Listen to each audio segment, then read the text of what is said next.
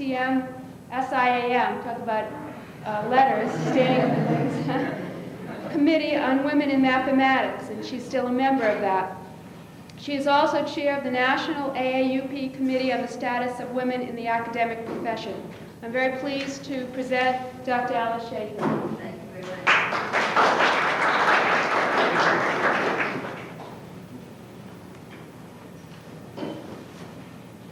Well, you may know that I'm, in addition to being on this particular series, by the way, if you can't hear me, let me know, and I'll put this around my neck. All right? Can you hear me all right? Okay, good.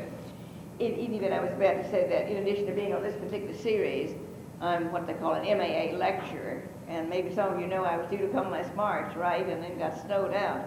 But in any event, under the MAA, the Mathematical Association of America has a lectureship program. And then the people here chose the topic, because one lists a certain number of topics in that brochure. And the one they wanted was women mathematicians, why so few? I do want to say in the beginning, I hope most of you know that they are at least on the increase, which is good. Now, what I'm going to talk about today is divided into a few little parts. It's sort of a much shortened and updated version of an article I wrote on women in mathematics for a publication called Mathematics Tomorrow, published by Springer Log. Now, in that particular paper, I simply looked at 6 women mathematicians of the past, and I have a transparency that I'll just give you those names. That show all right. I picked them from 6 different countries. Now, clearly today I don't have time to talk about all 6 of those, of course, although even what I said there wasn't very long. I thought that I would choose the 2 who were from English-speaking countries, the one from Scotland and the one from the United States, and then mention just a little bit about Emmy Noether, who did end her mathematical life in the United States. And then some of you may have seen advertisements for books. The most, well, I guess as someone said, very current and very au courant at the moment is Sonia Kovalevsky, the one from Russia. And there are lots of books. I think there are at least 3 books I saw reviewed in Science not long ago that are about her. And it's interesting to read about her, and I think you would enjoy it, as would the others. But there are lots. She herself, for example, wrote a book, not mathematical, called A Russian Childhood, which has now been translated into English, and I think it's very nice to read.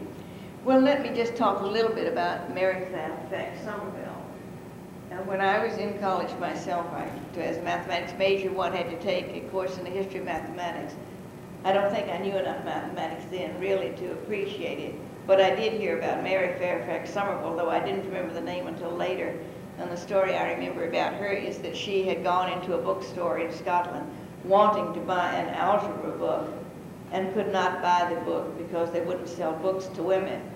And I thought that was terrible. I mean, I just thought that was horrible, which of course it is, but that was the thing I remembered about her. But anyway, as a woman, or as a young girl, that she had no formal education until she was 10. She had 1 year of schooling, only the one formal year of schooling.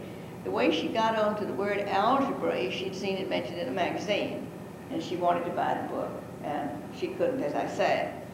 She then wanted to buy Euclid's Elements, and of course she wasn't able to buy that either. Now, she'd heard of Euclid's Elements because, I guess in Scotland, although she was not from a wealthy family, they did to little girls what they did for little girls most places those days.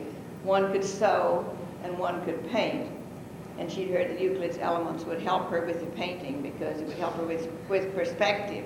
But of course she couldn't buy the book. But fortunately, in a way, she was sitting sewing while her brother was being tutored, and he couldn't answer a mathematics question, and she answered it for him. And so the tutor then became interested in her and got some books for her on the side. And all of her relatives, of course, said that she would grow up not being able to sew well. Secondly, of course, she would go crazy because she liked mathematics. Maybe some of the students feel that's true of all their teachers anyway, right? But in any case, after her second marriage, she was her first husband died. She was very fortunate in the second husband in that what we would say today, he was very supportive. And then they moved to London, and there through him then, he was a physician, she was able to meet many of the mathematicians, physicists, and astronomers of the day. And she did what today so many women are doing as a superwoman. She also had 4 children. And some of her comments, of course, are about how hard it is to take care of 4 children and do all this work that she wanted to do in research. And she wrote several books, and she translated one, Celestial Mechanics, from French, and adding a lot of her own knowledge to this book, things that she had discovered. And even as she grew older, though, she still saw, even with knowing all these very famous people, she faced discrimination. There was to be a particular, I believe it was a comet that was wanted to see through a telescope. And the best telescope that one could see this through was in Italy. So, of course, the Astronomical Society in England asked her to go to this observatory because they figured she knew the most about it. But, of course, when she got to Italy, she found they wouldn't allow women into the observatory because the observatory was at a monastery and no woman was allowed to go in there. Well, she lived, as you can see from those dates there, she lived quite a long time. And very near the end of her life, which is, sometimes we try to calm down a bit as we grow older. She obviously did not. And she wrote to at the end, "Age has not abated my zeal for the emancipation of my sex from the unreasonable prejudice too prevalent in Great Britain against a literary and scientific education for women." And this was when she was in her 80s. It was about that time that she wrote, just to keep herself busy, a book on curves and surfaces of high order. She said she had to keep occupied. Well, those of you who have been in England or know anything about Oxford University in particular may know there is now a Somerville College at Oxford. And I think there had been about 6 women's colleges at Oxford, but I think all of them now are coeducational, except Somerville and one other one. It's still for women only. What's interesting to me about Somerville is that they have also maintained a 100% female faculty. And I know a couple of years ago they had a very hard time finding a woman mathematician in precisely the field they wanted it in, namely topology. And there was none in England who was at least able to take that position. They finally did get someone from the United States, so at least they've maintained it up to this point. I don't know how long they'll be able to maintain it. I'm not even sure myself. I don't know whether feminists would approve of this or not. I'm not sure that's a good idea even, but at least they're still doing it. Now the second woman, the psychologists may have heard of her more than the mathematicians, but I think she's interesting in one sense. She's the one American among the group there, you will see, and I thought it was good to take an American. She went to Vassar College and she majored in physics. She graduated from Vassar in 1869. She wanted to be a physicist, only I don't know why they didn't tell her early in Vassar. Maybe they didn't know, or maybe she learned herself afterward. Of course, women were not allowed in laboratories in those days, so she had to give up being a physicist. And that's when she turned to being a mathematician, because you didn't have to work in a laboratory. Well, she was a few years between graduating from Vassar and getting into a graduate school. I don't have a story. I don't know whether she tried in between or not. But in any case, in I think it was just about 1876, that Johns Hopkins University in Baltimore, Maryland, was just beginning to open, and the people who had opened it wanted very much to have a good mathematics department. And they imported a man named James Sylvester from England to really build up a good department. And so Christine Ladd, of course, as she was at that time, applied as many women do today, or write articles as they do today, and she applied under C. Ladd. Now, she had written several mathematics papers just after she'd gotten out of college. And so her credentials were very good, and Johns Hopkins admitted her. She didn't have any money, and so she had to have a scholarship of some sort, and she got it. Only when she got to Johns Hopkins and they discovered that she was a woman, the trustees took away the scholarship. As a woman, she couldn't have it, you see. And Sylvester, though, fortunately had read some of these papers she'd written, and since they very much wanted him, he said, if you don't give her this scholarship back, I will leave Johns Hopkins and return to England. Do you notice, and you'll notice this all the way through with these women if you read them, they all have somebody who's very supportive. along the way. And you can easily see why, with all the impediments in the way, and you wonder that they hung in there at all, that without that they wouldn't have made it perhaps. But in any event, she then stayed. The trustee said, all right, we will give her scholarship back, but we won't list her name among the scholarship holders. And so her name was never listed in any publication. They were all the men and not the women. Or not the one woman, I should say. Well, in 1882, she wrote her PhD dissertation was in logic. She should have had the PhD in 1882 because her work had been finished, and evidently, for that time, it was a very good dissertation. Only the trustee said we can't give her a PhD either because that would set a precedent, and we don't want to set a precedent in favor of women. So she didn't get the PhD. She had, in the meantime, maybe this didn't help her any, she had married a member of the faculty by the name of Franklin. And they then went to Göttingen, now in Germany, which at that time, of course, was remarkably good in mathematics, as it still is. And apparently, I don't know whether they had checked in early or not. And Sonia Kovalevsky had the same problem. She got out of Russia. Some of you may know about her because they arranged a fictitious marriage so she could get out of Russia, she and her older sister, because of course women couldn't go to the universities in Russia. And they got to Germany, but they hadn't realized that a woman couldn't go to a university in Germany either. So at Göttingen, although by this time Ladd had the equivalent of a PhD in mathematics, she still was not allowed to even sit in on courses at Göttingen. There's where she turned to psychology, because there apparently one of the psychologists, member of the faculty, I guess must have gotten to know her socially, realized what a very intelligent woman she was and encouraged her to come and work in his laboratory. And then have any of you heard of the Ladd-Franklin theory of color vision? The psychologists at Wells, they tell me it's one of two or three. In any event, that's named after her. And she did most of that work then while she was at Göttingen. When she returned to this country, she and her husband then went back to Johns Hopkins, because after all, he was on the faculty. Johns Hopkins let her teach for a little while in mathematics, despite the degree. I'm sure they needed somebody to teach, right? But which is the way I taught at Michigan. I was the first woman ever on the faculty in mathematics at Michigan, the University of Michigan. And that was right after the war, and clearly the chairman needed a warm body. I mean, he said so. I mean, he didn't make any bones about that. I didn't have to guess that. But in any event, her husband gave up mathematics and went into newspaper business in New York, and then she went to Columbia. Now, I know some of the Columbia part from a woman who's now retired from Wellesley. In fact, she retired from Wellesley before I went there myself, and she says she's the oldest living psychologist. So I had better talk with her about Christine Ladd-Franklin before she herself passed on. She was a graduate student at Columbia when Christine Ladd-Franklin was there, and she shared an office with her. Now, during that, she told the following story about her. During that time, a member of the psychology department at Harvard invited Christine Ladd-Franklin to give a talk there. And the president of Harvard found out about it and called in this chairman of the Department of Psychology and said, of course, we cannot have a woman speak at Harvard. A woman has never spoken at Harvard, and we're not about to have one. But by that time, of course, Christine Ladd-Franklin was a whole lot older. And she then wrote to the psychology department, or the person who invited, and said, unless I get, excuse me, a personal letter, excuse me, a personal letter from the president of Harvard, I'm coming anyway. And the president of Harvard did not write her a personal letter, and she came. So I guess she probably does have the honor of being the first woman, at least certainly in psychology, to speak at Harvard. Finally, in 1926, now how old would that make her by that time? She was born in 1848, right?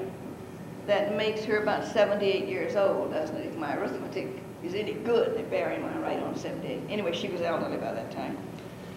Johns Hopkins finally mailed her, didn't ask her to come and get it, and to come in, but mailed her diploma and gave her her PhD then. Lo, those many years late. I guess they figured she couldn't do much more harm at her advanced age. Now, I would just say a little bit about Emmy Noether because I want to talk just a little bit about what's been happening since the 1970s in the United States. She was born in 1882 in Germany, and she was Jewish, and unfortunately, nearly all the papers about her family were destroyed by the Nazis. because it's interesting. She apparently until 18 went along doing what her father was a professor of mathematics at the University of Rhode, and she went along doing what any young girl then of her group did. I mean, she studied French and English, because if she did have to work, which one would assume she wouldn't, since her father was a university professor, that she at least could teach English or French. But at 18, she decided to be a mathematician. Her nephew teaches at the University of Connecticut. He's a statistician, and his wife is a historian, and she's the one who says that there's just nothing left that would give any indication of why this young woman decided to study mathematics. Well, I probably really don't need to tell you the story. You know the story. Women were not allowed to go to the university. She couldn't even go to the gymnasium in Germany, which would be the equivalent more or less of our high school, a little bit higher level, because, of course, women weren't allowed to go to the gymnasium. But there was one out. If one passed a certain examination, one could one could go and audit courses at the university and take them if somebody would take you.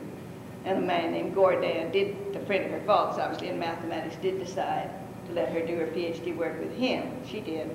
And she received a PhD in 1908. She could find no position between 1908 and 1915. But she was still doing mathematics and living at home. And by that time then, two very famous mathematicians, Klein and Hilbert, at Göttingen, became very interested in her work and invited her there, hoping, of course, that Göttingen, the University of Göttingen, would pay her a stipend. They would not, and neither would they let her even lecture. And I know all the mathematicians in the audience know the story about that. What David Hilbert did is he just announced that he was giving such and such a lecture. And when the time came for him to give the lecture, of course, he didn't show. She showed. And she gave the lecture.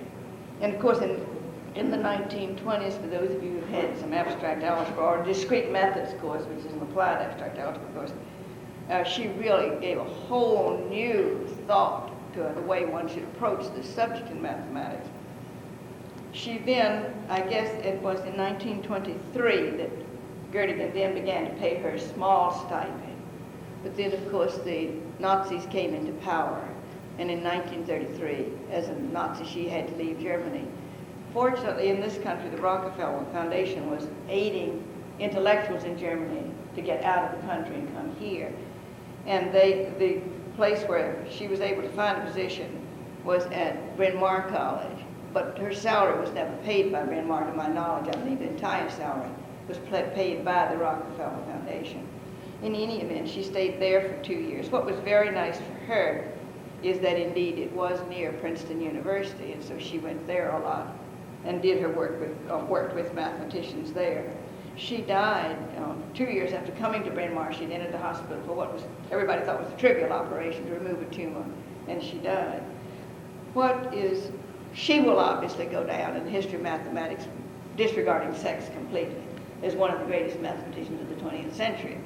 And if any of you have looked at all into E.T. Bell's Men of Mathematics, note the title, by the way. That book was published 2 years after her death. She's mentioned in one sentence and one footnote. And I did ask a couple of people who, of course, had known her very well, both in Germany and this country, why she had never really gotten a position at a research university in this country, which the two men had. And I'm still floored at the answer, that one at Illinois and one at Harvard gave me the same answer, interestingly enough. She used bad language in class. I don't know what she said, but I decided bad language didn't have a lot to do with mathematics, right? And I'm sure if a man had done it, there wouldn't have been any difference. Well, in any case, in this country about 1920, I'm now talking about the doctorate degrees, about 6% of them went to women. And you know most of they taught in the women's colleges, of course. As I remember, the same chairman of the mathematics department at the University of Michigan come flying out of his office one day as I entered, and he was screaming at the top of her voice about one of the women who was finishing her PhD, who now teaches at Tufts, I might add. He says, "If the women's college won't take her, I don't know where we'll ever find her a job." It turned out it was Wellesley, where I later taught, who apparently the chairman must have written and said, "We are considering quite a few people," or whatever she said. And he must have interpreted that they weren't considering only women, so he was quite indignant. Actually, as a matter of fact, she got the job at Wellesley. And then she married somebody who was at Brown and taught there until then she came to the Boston area. But so most of the women then indeed were in the women's colleges, where by and large over the years, and still are, the teaching loads are heavy, the salaries are by and large lower than they are at most other places. That isn't always completely true. And for example, a friend of mine who was a couple of years ahead of me in graduate school, taught at a four-year college, which had nothing to do with religion. She was not allowed to wear fingernail polish. She had to go to Sunday school every Sunday. She wasn't allowed to take, even a glass of wine. In other words, the rules were remarkably strict.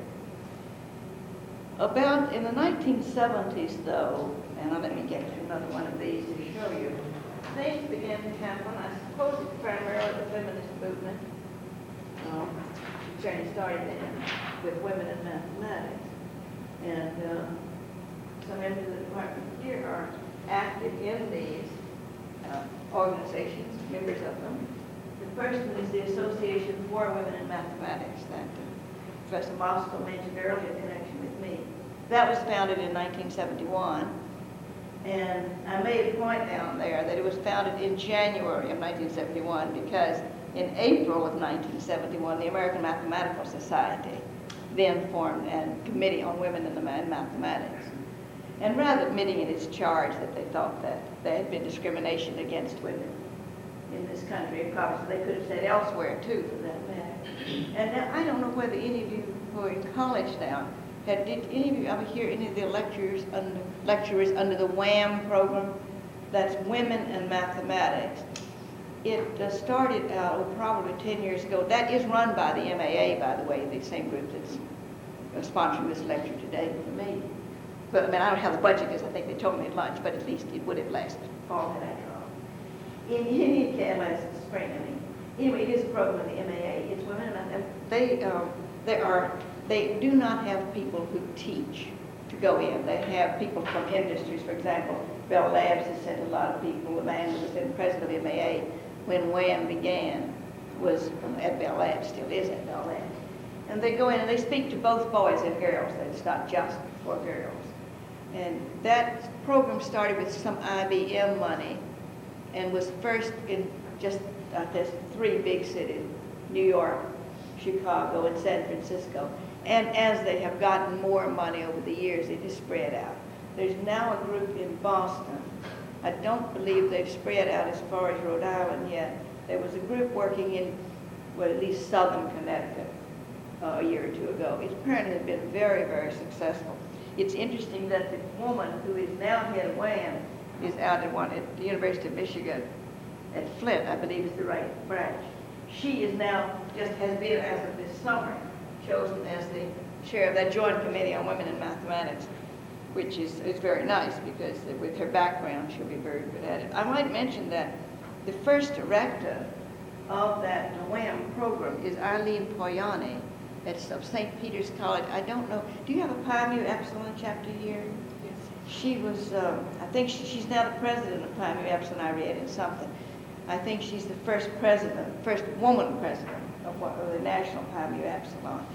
In this same book that I mentioned earlier, I hope your library has it, called Mathematics Tomorrow, you might enjoy reading, there's an article in there by Eileen Poyani, and hers is the real energy crisis, meaning, of course, that in this country has not utilized the talents of its women.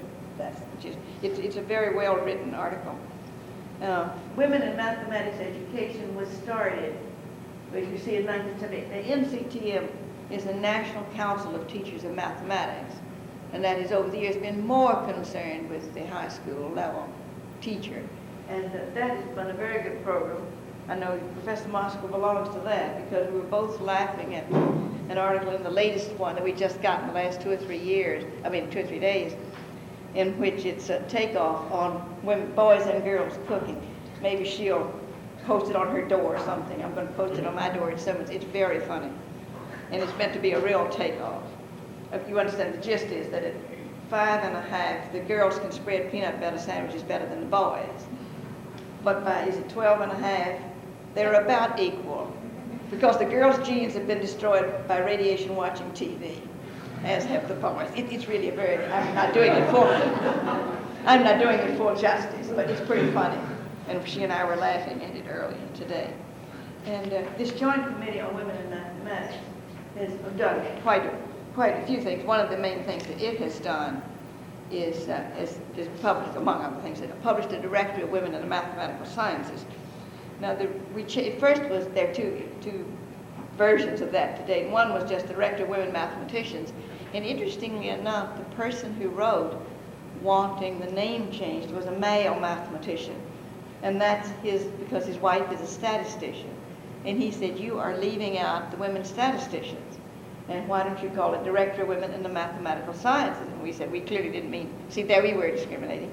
We clearly didn't mean to discriminate against statisticians, male or female, so we dutifully changed the title in the second edition. Now, I might mention just a little bit about this Association for Women in Mathematics. You will note, by the way, that it's the only organization that is somehow, well, not affiliated with anything. And we debated for a while in 1971 and on in the years. And we have decided it's been very good not being associated. Because, as Professor Mosker mentioned, I was chair of this committee for a while, in fact 5 years, I think. And the trouble with that one is by the time you got the AMS to okay something, the MAA to okay something, and later Science, Society for Industrial Applied Mathematics to okay it, and now the Institute of Mathematical Statistics is joined, and now NCTM, forget it.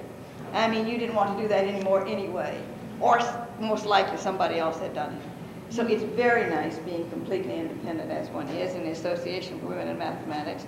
There's a newsletter, which I brought a few extra ones. The office is at Wellesley. The reason the national office is, well, it's really international by now. The reason the office is at Wellesley is Mary Gray of American University was the first president, and Mary went on sabbatical and sent me, she had done everything. She sent me a box, and you've never seen such a mess. She'd thrown this there. She said it was a mess. Well, by the time, 2 secretaries and I think it took us a year to get it straightened out.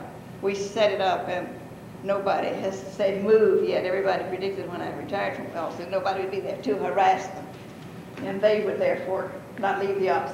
They may not know we exist, but at least they have left it there, which has been very nice. And so the administrative assistant insisted, I mean, there's some newsletters here, if you might be interested in reading, and some career booklets there. We're hoping somebody's going to want to do another one of those. And a speakers bureau, which is currently funded by the Alfred P. Sloan Foundation. And that we're going to have some funds run out this current year, so we're hoping people would use that a lot. One thing we've done that you might be interested in that's worked very well in the Boston area, it's been in the newsletter. The chair of the fundraising committee teaches in Belmont High School, and she has gotten a grant 2 summers running now from the Raytheon Company in the Boston area. This is the type of thing that would be very well done in the local area. Now that grant is being used to train high school women teachers in Pascal. Some of you may know that the program language Pascal, starting as of last spring, was an AP course in a high school. And it was not a legitimate statistical study, I might add, but just going by the Boston area high schools, it seemed clear to us that there were more men, I'm not talking about the faculty who were already there, because most of them were more men than women to begin with, but that it was the men who were learning the computer programs or the computer science, and the women were not in the forefront, and we thought it would be very good. And Raytheon has given us money 2 years running. We're very much hoping they will another summer. They have been, this is really to help these women with their tuition in the summer. If we hadn't had enough money with their travel, a few of them, of course, had small children, so with their babysitting chores and fees they would have to pay. And that has been very nice. We're hoping that Simmons College would like to have the program at their Simmons next summer if we could, which would be rather nice. Simmons is, some of you may know anyway, it's right in the middle of Boston almost, and has a parking lot, which is always, you have to pay through the nose, but at least they have one. So at least you can get there. Now you say, I think a good legitimate question, and I do want to leave time for questions from you people too, and also suggestions what you think we might do. So what have been the results of these works of the 1970s, they are in the 1980s? And I should mention another program, just to ask you if you've heard about it. Have you heard about, this would be primarily high school again, have you heard about an equals program that's been run, it's been run out at University of California, Berkeley, at the Lawrence Hall of Science. And they've just gotten a lot of money from Carnegie. And they have films What they have tried, interestingly enough, talking about girls in mathematics, is they've tried bringing in girls from the San Francisco Bay Area and teaching them in classes alone.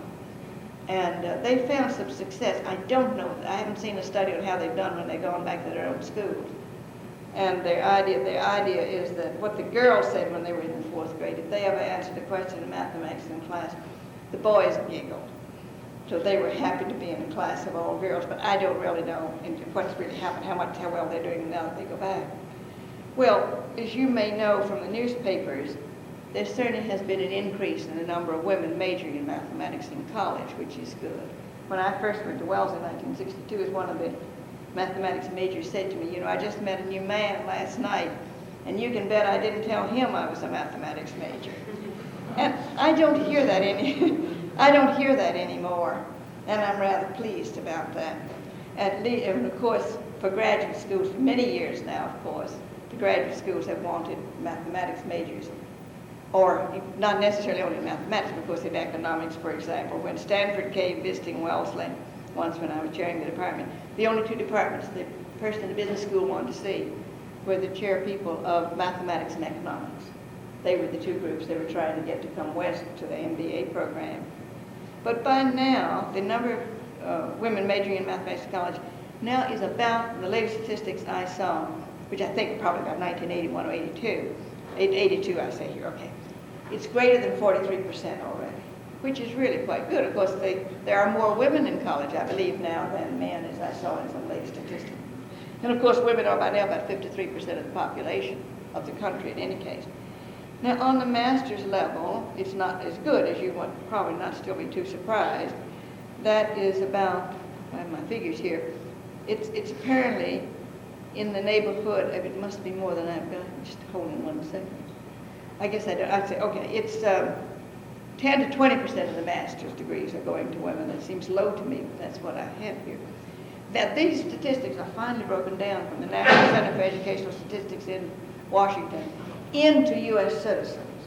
What had all, for a statistician, you would know, probably both women and men, that what had always skewed those statistical studies were that there were so many Orientals in mathematics. As one said to me at Wellesley, you look at me and you think right away, you're Oriental, you better make an A in this course. And I want to tell you, I'm not going to make an A in this course. I just am not that good. But she had gotten discrimination the other way, you see, that all Orientals were very, very good in the sciences, and therefore she ought to be one of those. They have now, in the latest statistics, taken out those Orientals who, of course, are not citizens. I mean, by now they're citizens, they're Americans. Now, on the PhD level, for those of us who teach in college, that has particularly been very rewarding. The figure is now 20% of PhDs in mathematics are going to women. Now, you said to yourself, okay, there are not as many PhDs in mathematics as there were earlier because so many of the people are in computer science today, right? Or in, well, probably in computer science would be where they would go if they were going. Previously, they might have gotten a PhD in mathematics, but the nice part is the numbers have also gone up. In 1972-73, then let us say 10 years ago on the statistics, there were 774 PhDs in mathematics, 78 went to women. Now in 1982-83, 10 years later, there were 455 PhDs in mathematics. You see the numbers going down. But 91 went to women. Am I making those figures roughly clear? The total number went down. So looking at the percentages doesn't mean quite as much, but the number of women has also gone up. I might just jump over and say that one thing, because I did bring these just because last year when we were writing this proposal to the Raytheon company, they naturally wanted to know what about women in computer science. They said, for example, nearly all of our programmers at Raytheon are women. You know, we really don't necessarily believe. They just didn't know. I shouldn't say they didn't believe us. They just didn't know. So anyway, I called the National Center for Educational Statistics. And I'm wondering if I wrote those down. Let me see if I did, because that would help. Yes, I did. This is new, you see, and one would have told. And it would be an interesting study to find out why more women haven't gone into computer science. Because clearly they're not the figures that I've got there. Now the figures, as you know, these statistical figures are always somewhat later than the actual information, because they have to But if you'll notice, the end of June in 1981, the women were getting about 33% of the bachelor's degrees in computer science. You do notice, by the way, disregarding this percentage, do you notice how many people are getting bachelor's degrees in computer science? I'm sure that isn't surprising to you. MIT, which used to have a huge number of people majoring in mathematics, has now very few. My husband, who teaches there, said to me when last year I was at Wellesley, I bet you have more mathematics majors at Wellesley than we do at MIT. You know, which is appalling. Sure enough, we did. When we compared figures, we really did. We had like 25, and I think they had like 20. But of course, now at Wellesley, the same thing is true. That when I guess the computer science majors just come in the last 2 years at Wellesley, and I'm sure the figures have changed there too, naturally. So what they're doing in Simmons is really rather nice. Many of the students are both mathematics and computer science. Do you teach a discrete methods course here now, or? Yes. You're starting. Simmons just started last year too, and Wellesley the year before. This is a course required for all computer science majors, at both now Simmons and mathematics, Simmons and Wellesley. Now on the master's degree, you notice how the figures go down all the way. They're 23%. What else is interesting is that when you get to the doctorate level, you notice there are not many PhDs in computer science. Now, a lot of people have said that makes sense, because if you want to make lots of money in computer science, there's no point in getting a PhD. The man who really built up the computer science department at Wellesley, who was on leave this year, told me last year that a young man at MIT who had not done any teaching at all, but had gotten a PhD in computer science, that would be the equivalent of these 227, had an offer at a 4-year college of $55,000. You see how hard it is to get the computer scientists. And he was saying Wellesley just couldn't compete with that kind of thing at all. Of course, what many places are getting, and I don't know about here, I didn't ask about that at lunch. Well, I guess I know about a few too. Then many of them, of course, are retrained, if you want to say, mathematicians who've just gone and done that. That's correct. Well, obviously, I guess the last question is what could and should be done. And I think we all know, right? We all support. We do not discriminate on any basis, right? Sex, race, religion, or whatever. And obviously, we do encourage students. Now, what happens is that, of course, unfortunately, the girls and the women are still not encouraged. As someone said, it's often is that they're not so much discouraged openly as they're not encouraged. The student who read my homework papers for me last year, who graduated from Arlington High School, which is just a suburb of Boston, said that nobody ever suggested to her in high school that she be a mathematics major. Never suggested at all, never even sort of said, you are good in mathematics. And then, of course, the man taught the calculus. And she has a younger sister there now, and the sister's still not getting any encouragement.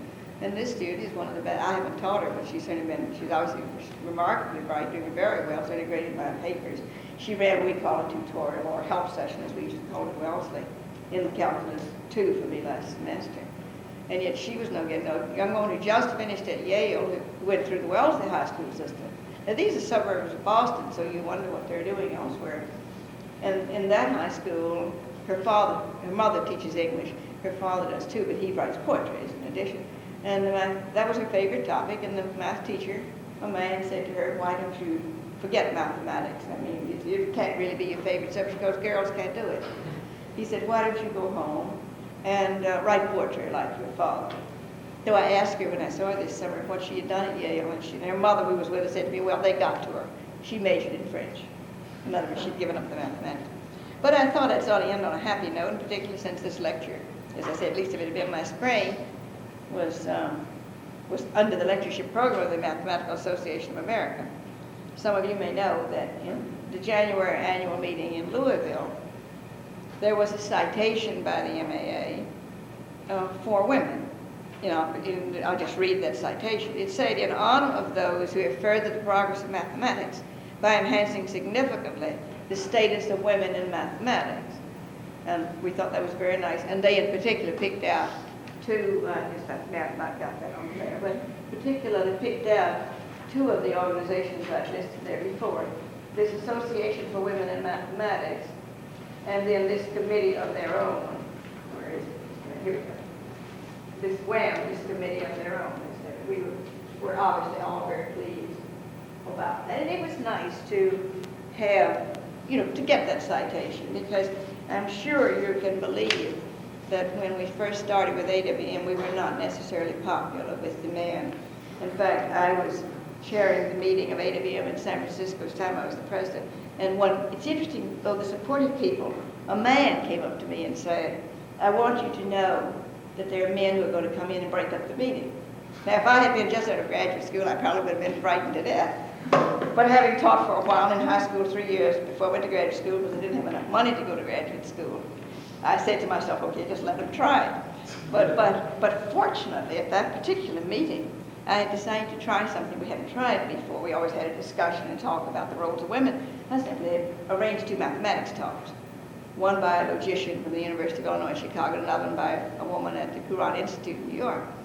And by the time they got through with the mathematical talks, and we got around to the discussion of women's roles and how there were so few of us, and what should we do, etc., there wasn't a word from anybody. So I don't know what would have happened, though, if I had reversed the program. Maybe I should have perhaps tried it if I had thought about it afterwards, just to see what would happen. But I thought I'd like now to see if you had any questions that you wanted to say. Yes? I have a daughter in engineering in college, and they have a support group called Society of Women Engineers. Yes. I'm wondering if there are any other kinds of support groups for women majoring in mathematics in colleges. Well, certainly this Association for Women in Mathematics. For example, now the Simmons students came to me the other day. One of the faculty members, Margaret Minton, accused me of having had a hand in it, but I really didn't. And they want to have an undergraduate group as members of Association for Women in Mathematics.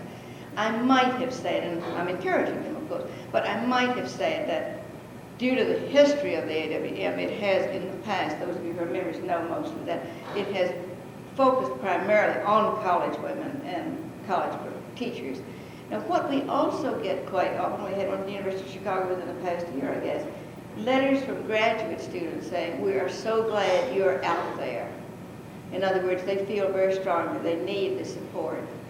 There is now finally, as of this, this very fall, a woman on the mathematics faculty at the University of Chicago. And so they have at least now one. But when I went, I was on leave. Well, no, the last time I was on leave from Wales, I went for the year to the University of Chicago just as a postdoctoral visitor. And one of the women there who had finished her undergraduate work at the University of Michigan had never seen a woman mathematician in her life until she and I met. She's now on the faculty at the University of Texas at Austin. And I thought, that's sort of appalling, isn't it? She said, yes, she'd heard of Minerva, but apparently she hadn't heard of the other women mathematicians either. That's because her field is algebra, and Minerva was an algebraist. But that group, there is a, why as it is, it's women in science and engineering. That group seems to be very, very active, at least in the Boston area. Now, in the Bay State area in San Francisco, this group is very active, the one from the Lawrence Hall of Science. And a person who was very active in getting that started was indeed the third president of the Association for Women in Mathematics, Lenore Blum. So there is support. It's still been spotty. A lot of that does depend on the money. This is one reason that we've been so excited about the Speakers Bureau. We just had a letter that Margaret showed me, Margaret Rhode, the administrative assistant, showed me the other day, and it's from some women out in North Dakota. Now you imagine we don't have too many people in North Dakota. And it's been great though, because it is spreading, which is at least nice. Yes. Yes, you talk about early discrimination against women, which is obvious. What would you say is discrimination against women in mathematics, more or less? And like for example, the 60s, seemed like we are 50s up to 50.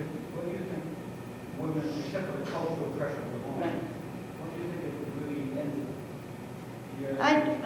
I keep saying I do hope the day will come when we don't need an association for women in mathematics. I might add, I'll get back to Kristen, I might add that, by the way, 20% of the membership of that organization is male, which we think is very nice.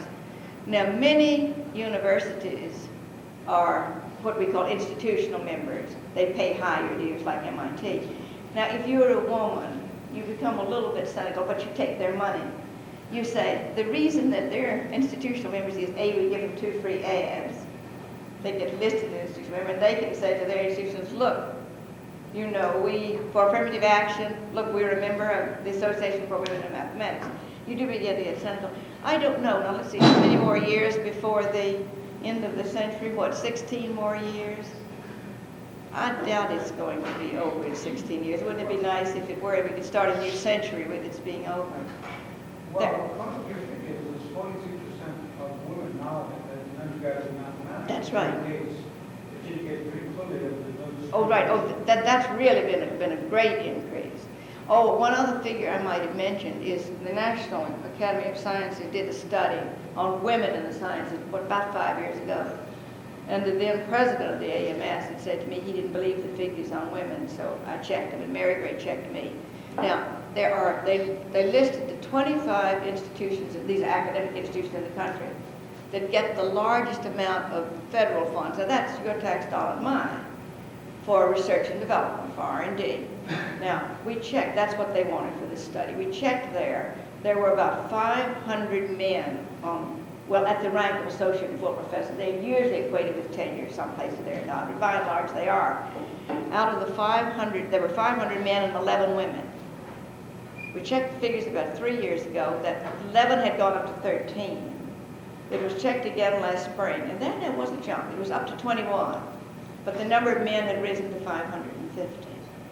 So it's going to take a long time. If you take 5 institutions in the country that if this student says, I want to go to one of the best 5 graduate schools in the country, the 5 in the country, in nearly every study in National Science Foundation is Harvard and MIT, Princeton, Chicago, and Berkeley.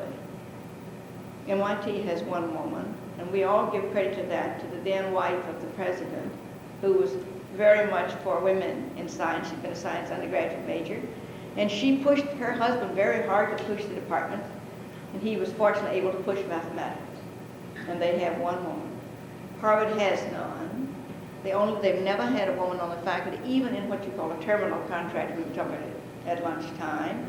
1 woman was there for 3 years, and somebody at Harvard said to me not long ago, oh, if we could get anybody as good as that, we'd have her back. And I said, but I'm sure you can. She's at Pennsylvania State University, which has a good mathematics department, but not doing the research that can be done in the Boston area, but they, of course, have an ocular job. Princeton has none. Of course, Princeton only went co-educational, not too many years ago. In fact, I'll tell you my own history with Princeton, that was in the late 40s, I guess, late 40s and late 50s. I already had a PhD, and I wanted to audit classes at Princeton University. You know, I was not allowed to do so until I got the permission of the chairman of the department. So when I was back in Princeton at the end of the 50s, I was written to that time by the chairman, would I like to have fellowship? Would I like to use my fellowship at Princeton University? So at least in 10 years, they changed that much. I could at least sit on a class, and I would say, no, thank you, I'm going to the Institute of Advanced Study. I was rather glad to be able to do that, but I certainly obviously still went down and went to the lectures. And Chicago is just now getting this 1. Berkeley has 2. Berkeley only offered a full professorship to I guess she's still Julia Robinson, the president of the American Mathematical Society, until she was elected, the first woman mathematician ever elected to the National Academy of Sciences. And she'd been in Berkeley the whole time because her husband's on the faculty.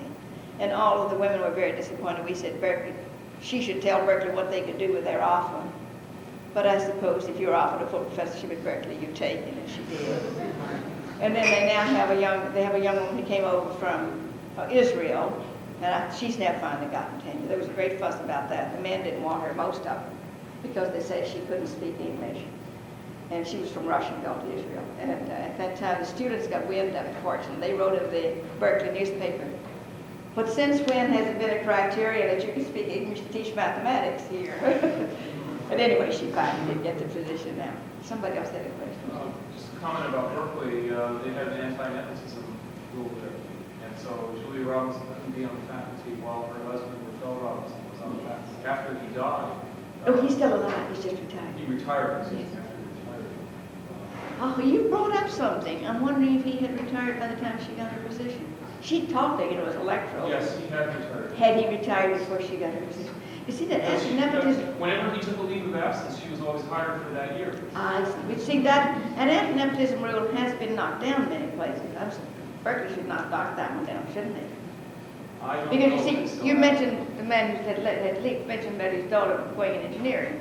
Violet Hawes at Purdue, who has been one of the most active active people in the Organization of Women Engineering, really has a PhD in mathematics.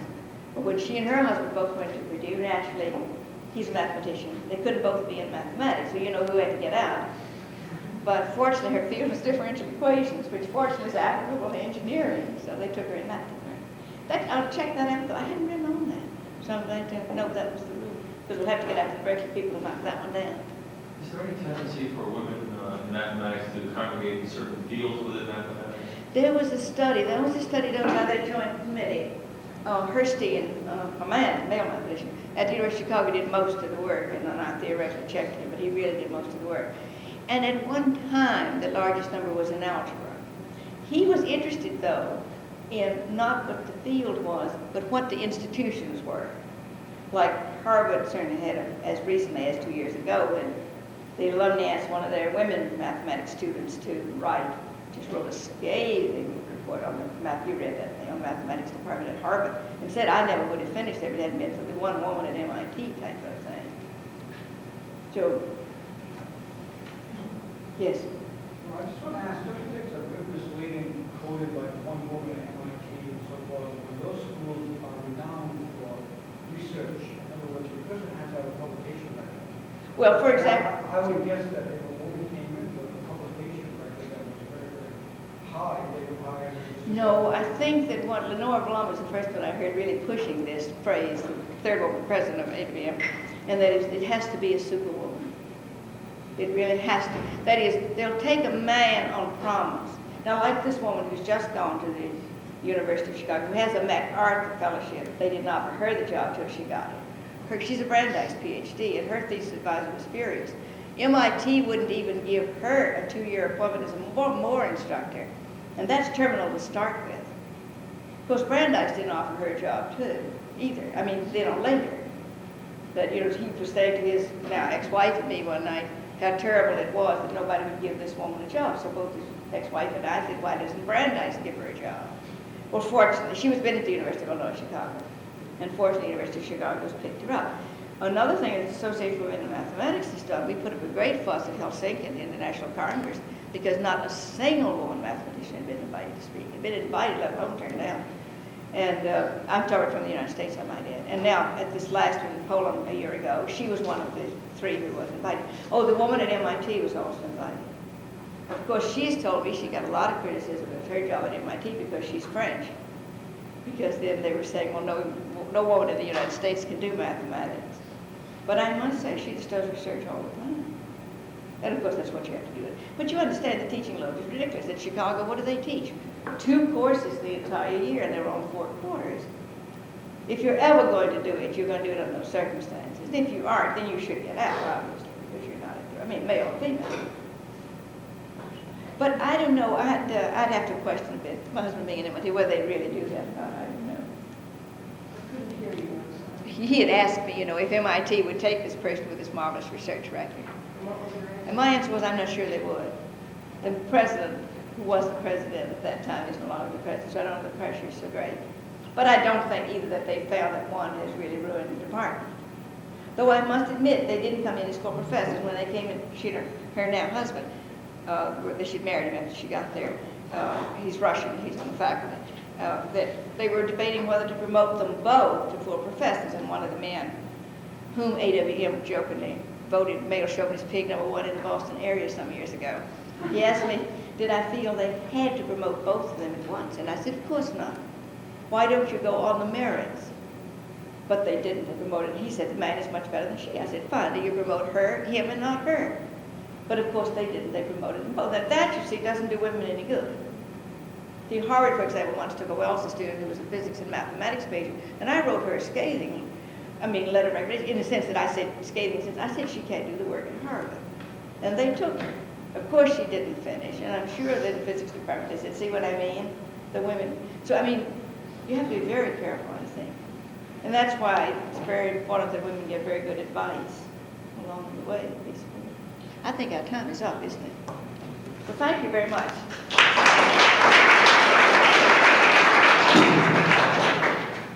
I'd like to thank Dr. Shafer, and I also want to say that the math club is providing refreshments out in the corridor, and you're welcome to go out there and speak a little further with Dr. Shafer. That's right, that's what I heard, so you said you were coming for, right?